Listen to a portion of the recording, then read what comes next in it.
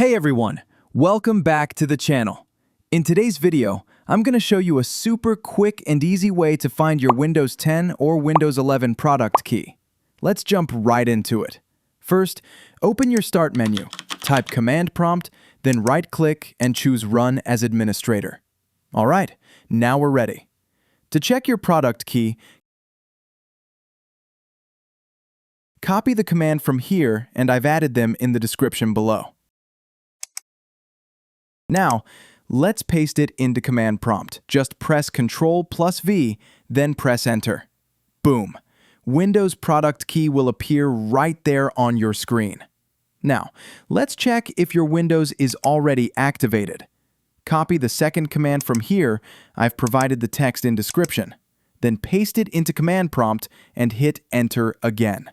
You'll see a small window pop up showing your activation status.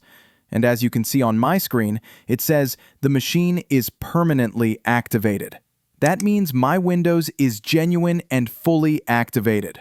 If this video helped you out, make sure to smash that like button, subscribe for more quick tech fixes, and drop a comment below if it worked for you. Thanks for watching, and I'll catch you in the next one.